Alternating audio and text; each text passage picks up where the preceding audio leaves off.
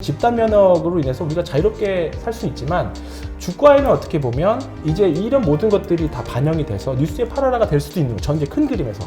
시장이 지금처럼 그냥 중립 포지션 정도로 간다라고 하면 상대적으로 기아나 현대차가 조금은 더 매력적인 구간이 아닐까.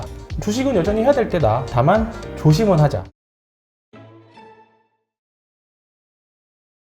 저는 일단은 6월달까지 조심하자 계속이기 때문에 이런 건데요. 지금 계속 사실 연준에서는 계속 좋은 이야기들을 해왔습니다. 그렇죠. 비둘기파적인 내용들을 계속 해왔어요. 그리고 시장에다가 다행히 테이퍼링이든 금리 인상이든지 간에 시장에다 계속 언지를 주면서 시장 충격을 분산하려고 하는 노력들을 계속 해왔고 이 작업들은 예전부터 해왔었어요. 사실 그렇죠. 앨런 그린스펀 때부터 계속 해왔던 것들입니다. 근데 지금 백신이 이제 미국 같은 경우에는 한 6월 말에서 7월 정도고요.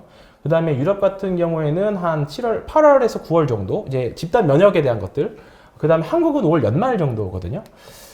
근데 이제 이 연준 코멘트 내용들을 보면 그 집단 면역이 시장에서 조금 충격으로도 작용할 수 있다라고 생각하는 코멘트들이 몇 개 있었어요. 집단 면역이 우리는 정말 좋은 현상이라고 생각하는데 주가에는 반대가 될 수 있는 거죠. 그러니까 안 좋을 수 있다. 지금 백신이 오히려 하나의 변수, 하반기의 변수는 집단 면역으로 인해서 우리가 자유롭게 살 수는 있지만 주가에는 어떻게 보면 이제 이런 모든 것들이 다 반영이 돼서 뉴스의 8월화가 될 수도 있는 거죠. 전체 큰 그림에서. 근데 그 연준 코멘트, 제가 한 내용이 아니라 연준 코멘트들이 있는 거죠. 필요 조건으로 계속 나왔던 겁니다. 보면 최근에 나온 거 보면 요 한번 보죠. 네, 제일 마지막 거 보시면요. 만일 우리가 대응에서 벗어나면 통화 정책이 바꿀 수 있는지 살펴볼 때 된 것 같다. 5월 초거든요. 저는 그죠? 이제까지 통화 정책이 바뀐다는 거니까. 바뀐다는 거잖아요. 긴축이잖아요. 긴축에 대한 그렇죠. 네, 그렇죠. 그렇기 때문에 이런 부분들 테이퍼링에 대한 얘기가 보시면 4월부터 계속적으로 채권 매입을 줄이겠다. 여기도 있죠. 그다음에 경제 회복에 중요한 것 바로 통제하는 것. 그리고 중요한 4월 말에도 테이퍼링 고려에 대한 힌트. 그다음 5월 방금 말씀드렸던 거 통화정책 바뀔 수 있다. 이런 힌트들을 시장이 어쨌든 주고 있습니다. 그렇기 때문에 시장이 집단 면역 형성이 경제가 정상화됐으니까 주가는 더 올라갈 거야 라고 생각하기에는 지금 사실 우리가 우려스러운 건 테이퍼링과 인플레, 이제 금리 인상 이런 부분들이잖아요. 그렇죠. 그런 부분들이 주가에 이제 정말 직접적으로 올 수 있는 시기 되거든요. 그러니까 지금까지는 계속 살살살살 도비시한 이제 비둘기파적인 내용을 하다가 어느 순간 갑자기 연준 의원이 나타나서 테이퍼링 곧 합니다라고 한마디 살짝 흘렸다면 그날 갑자기 급락 나는 거거든요. 그러니까 주식이라는 게 예정된 것들은 사실 주가에 그렇게 미온적으로 다 반영을 합니다. 그러니까 예정된 것들은 시장이 그렇게 엄청 바뀌기가 그러지 않아요. 근데 예상하지 못했던 것들. 그렇죠. 네, 코로나도 사실 처음에는 우리가 이거 별거 아니네 하다가 갑자기 사람들이 죽어나고 영상들 돌아다니면서 확 밀렸던 거고, 그 다음에 처음에 제 기억으로는 그 옛날에 그 서브프라임도 처음에 서브프라임 뭐야 하다가 훅 이렇게 된 거거든요. 그런 것처럼 지금도 이렇게 슬슬 괜찮아 힌트 줘 하다가 갑자기 테이퍼링에 대한 이슈가 갑자기 우리가 생각지도 못했던 잽 날리다가 갑자기 어퍼컷 탁 들어오면 훅 쓰러지는 것처럼 시장에서도 충분히 그럴 여지가 있기 때문에 저는 6월달, 7월달 그리고 연준에서 특히 좀 힌트를 주는 게 8월달에 있는 이제 휴가 가서 하는 잭슨홀 미팅에서 거기서 이제 코멘트를 줄 확률이 높거든요. 그렇기 때문에 좀 길게는 6, 7, 8월달까지도 조금은 계속 좀 조심하자에 대한 내용들 충분히 시장이 답답하더라도 조심할 땐 조심해야 되니까 충분히 조심해야 되는 시기는 계속 이어지고 있다.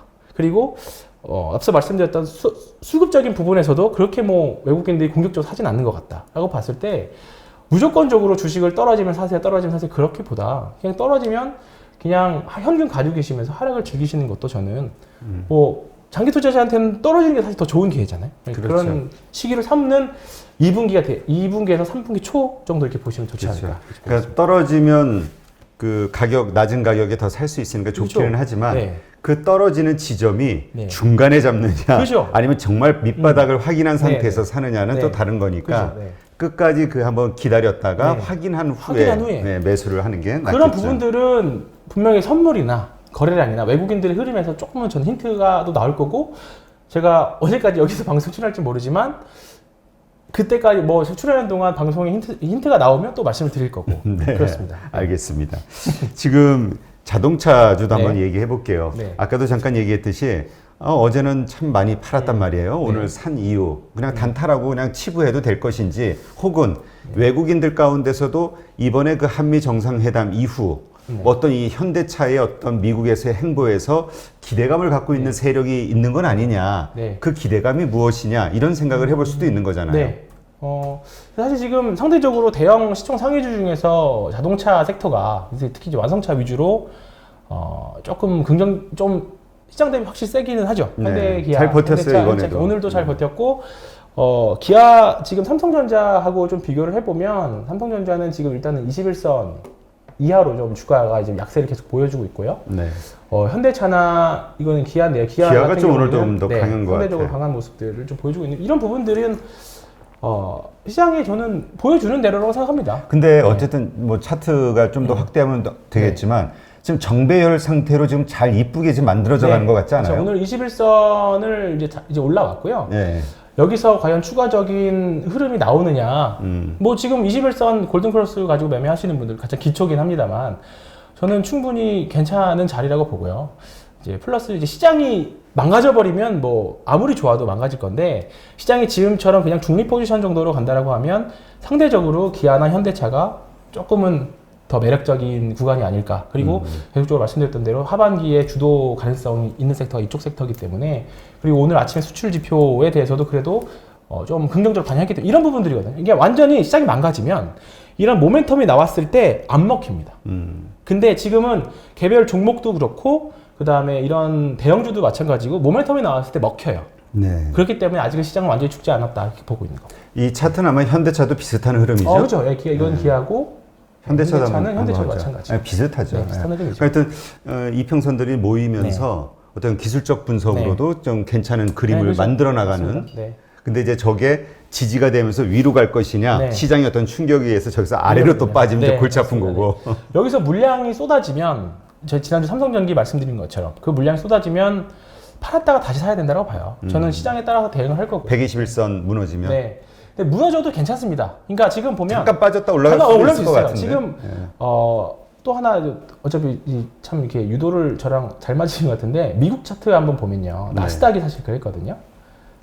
제가 한 열흘 전쯤에 나스닥 한국인들이 많이 투자하는 나스닥 기술주 한 네. 대여섯 종목을 이제 한 주씩 사면서 보초를 세워봤는데 네. 일주일 만에 마이너스 20%가 되더라고. 어떤 거 25%까지 그죠, 가고. 나스닥 개별주도 지금 굉장히 좀 쉽지 그 않은 구간이죠. 정말 많이 폭락을 했는데 지난주 목요일서부터 다시 반등하기 네. 시작하더니 그 마이너스 20, 25%까지 갔던 게 지금 한 마이너스, 그러니까 플러스 한 4, 5%로 전환된 것도 있고 마이너스 한 5%, 10% 그러니까 반등이 많이 됐다는 얘기인 네, 거예요. 맞습니다. 그것도 변동이 기술주들도 크죠. 진폭이 엄청 상당하더라고요. 크죠. 예, 특히 무섭더라고요. 중소형주 위주로 많이 크고 나스닥이 사실 지금 계속 장기적으로 121선을 지켜내면서 올라오고 있는데요. 네. 이번에 한번 위기가 있었던 게 120 한번 하회를 이번에 했었죠. 저 네, 그래서 인플레이션 그것 때문에 네, 그렇습니다. 그래서 우리가 하회를 하면 최대한 일주일 안에는 다시 회복을 해야 된다. 일시적인 충격으로 내려갈 수 있지만 바로 만회를 해줘서 그나마 다행이다라고 보고 있는 거예요. 그래서 미국도 지금 일단은 상승 각도도 확실히 좀 줄었어요. 미국도 역시. 그렇죠. 그렇기 때문에 지금은 미국, 한국,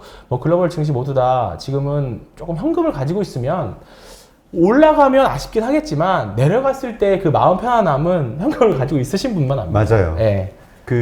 현금이 있으면은 보통 어떤 심리를 갖게 되냐면은 이게 쫓기는 심리가 아니라 그죠.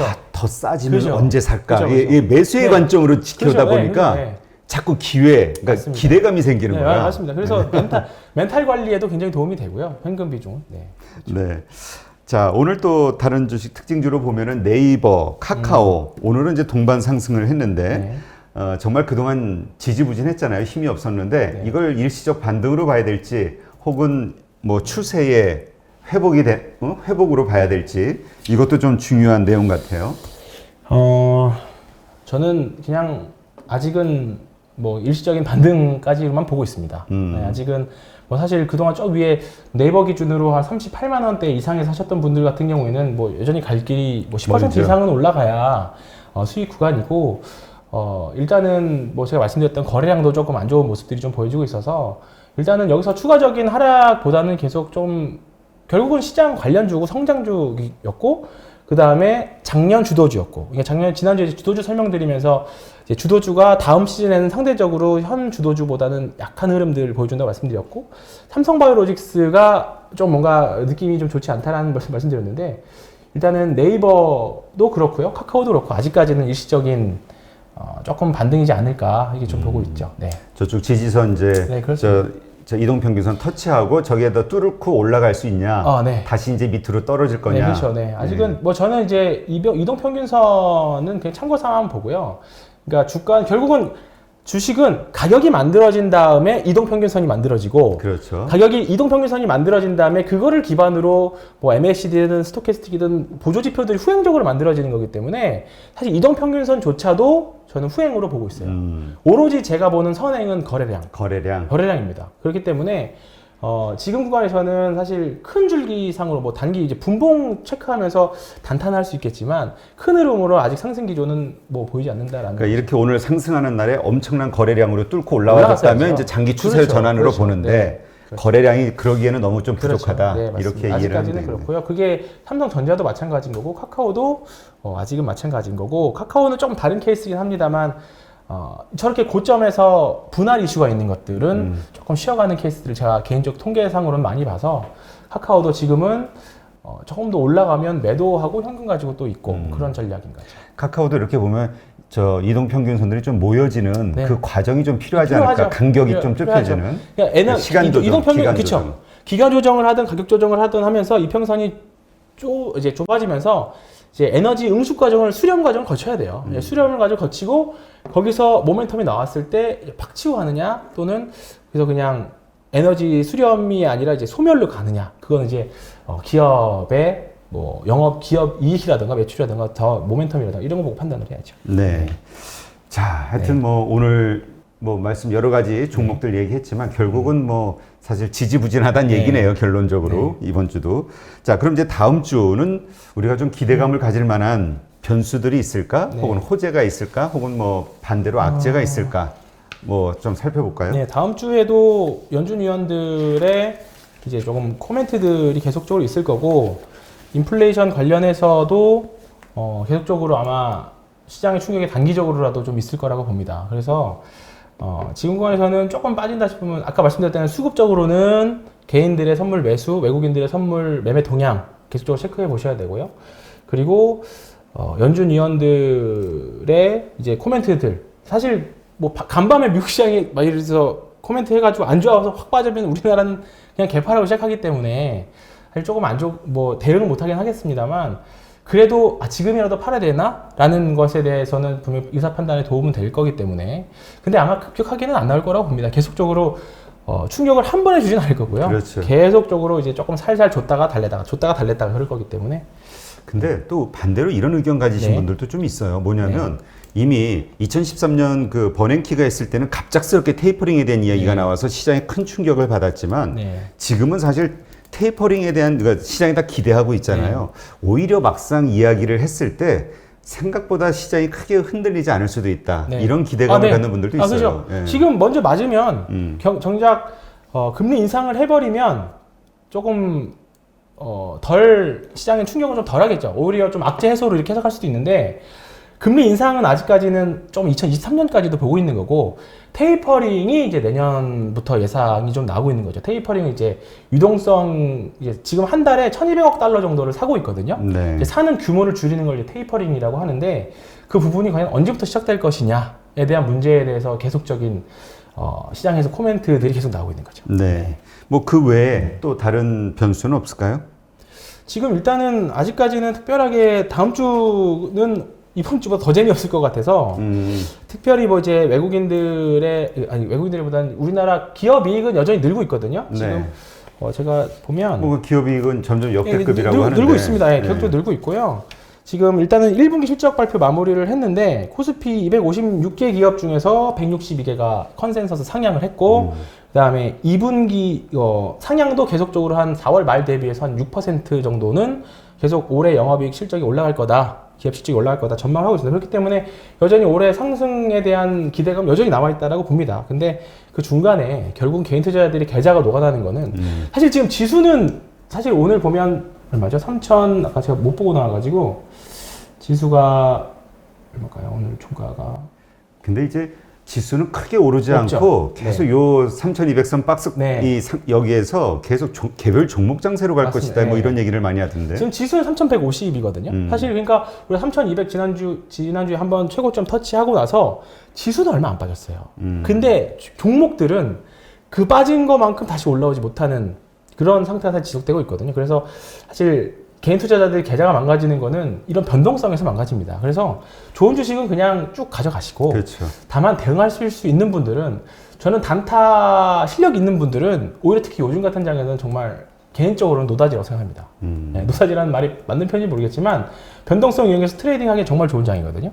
그렇기 때문에 지금 구간에서는 일단은 주식은 여전히 해야 될 때다. 다만 조심은 하자. 네, 그런 관점이고 다음 주도 여전히 재미없을 것 같다. 조정이 좀 더 이어질 수 있다. 그냥 가격 조정보다는 기간 조정에 기간 대한 조정. 양상이 더 클 것 같습니다. 네. 기간 조정이 오히려 더 투자자들한테는 더 괴로울 수도 있어요. 괴롭죠. 네, 차라리 떨어지면 사기라도 하는데 그리고 매일 먼저 세게 딱 맞아버리면 차라리 확 사고 끝내는데. 근데 그런 가운데서도 튀어오르는 종목들이 있거든. 있죠. 그건 막 갈등이 네, 생기는 거 갈등이 아니지? 아, 생기죠. 네. 옮겨야 되나? 그렇습니다. 네, 그렇습니다. 자, 뭐 종목 압축을 좀 할 필요도 있다. 네. 이런 얘기도 있네요.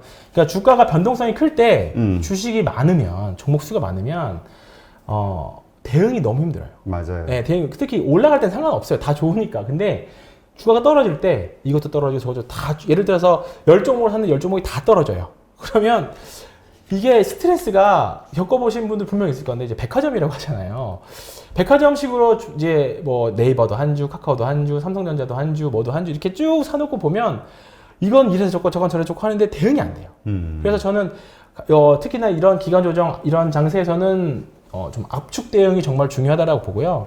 여전히 저는 개인 투자는 5종목, 많으면 좀 7종목까지. 5종목, 네. 7종목. 섹터도 한 3개에서 많아야 3개 정도. 많아야 네, 3개. 많아야 3개 정도.